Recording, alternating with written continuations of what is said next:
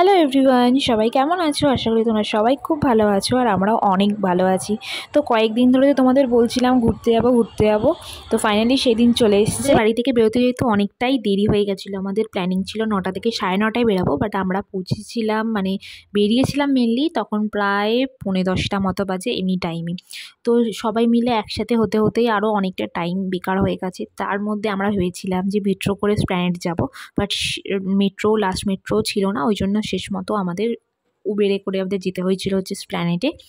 তো এই যে আমরা এখন যাচ্ছি এসপ্ল্যানেডের উদ্দেশ্যে। আমরা ভেবেছিলাম যে ইজিলি সব কিছু পেয়ে যাবো, বাট রাত্রিবেলা যে এত হ্যারাসমেন্ট হতে হবে সেটা ভাবতেই পারিনি। তো ফাইনালি চলে এসেছি আমরা বাস স্ট্যান্ডে, এখানে জাস্ট আমরা ওলা থেকে নামলাম। আর আমরা টোটাল 7 জন যাচ্ছি। আর কোথায় যাচ্ছি তোমরা তো আগে ব্লগ দেখলেই বুঝতে পারবে যে কোথায় যাচ্ছি না যাচ্ছি। তো আমাদের যেহেতু যেই টাইমে যাচ্ছি সেটা হচ্ছে আমরা বেরিয়েছিলাম 24-এ। তো 24-এর রাত্রিবেলা আমরা বেরিয়েছিলাম। তো 24-24-এ বেরিয়ে 25টা থাকার ইচ্ছে ছিল, আর 26-এ আমরা ব্যাক করবো, এটাই আমরা ভেবেছিলাম। তো এই দেখো, এটা হচ্ছে বাসের ওখানে এই পরিমাণে ভিড় ছিল।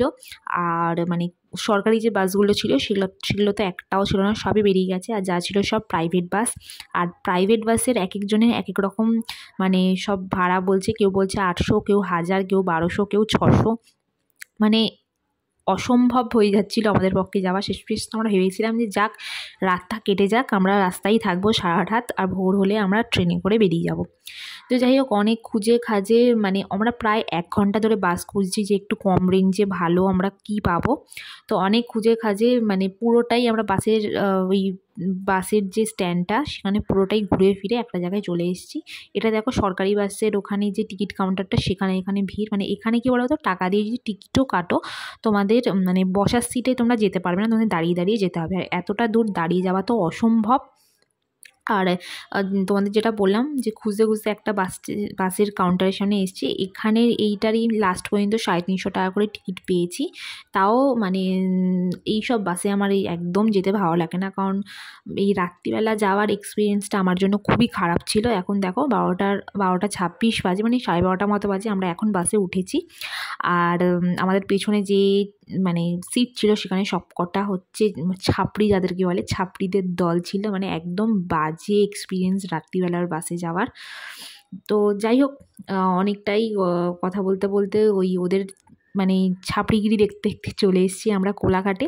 ওখান থেকে আমরা ছেলেরা নেমেছিল, আর আমরা বাস থেকে নামিনি, আমরা ওখানে কফি খেয়ে নিচ্ছি। আর এই যে এটা হচ্ছে আমার এক দিদি, তো ওদের ফ্যামিলি যাচ্ছে, দাদা দিদি আর ওনার ছেলে আছে। আর এইদিকে আমি, আমার বর, আমার ভাই আর পাখি, আমরা মোট 7 জন যাচ্ছিলাম। তো ওখানে দেখো কেকটা খাচ্ছে, আর ওরা নিচে নেমে গেছিলো। আর এই তখন ঘড়ির কাঁটায় কটা বাজে জানো? ভোরবেলা, একদম ভোর তখন, এই 5টা কত সামথিং বাজে। তখন জাস্ট আমরা বাস থেকে নামলাম। আর এই দেখো 5টা 20 বাজে, জাস্ট আমরা বাস থেকে নামলাম।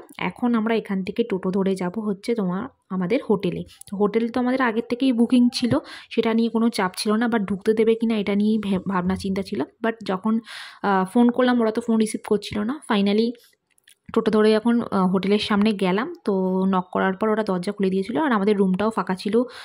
ফাইনালি ফাঁকা ছিল, ওই জন্য আমরা এই ঠান্ডায়, কনকনে ঠান্ডায় আর বাইরে দাঁড়াতে হয়নি। আমরা এখন রুমে যাচ্ছি। আর সব কিছুই ব্লগ তোমরা আস্তে আস্তে দেখতে পাবে।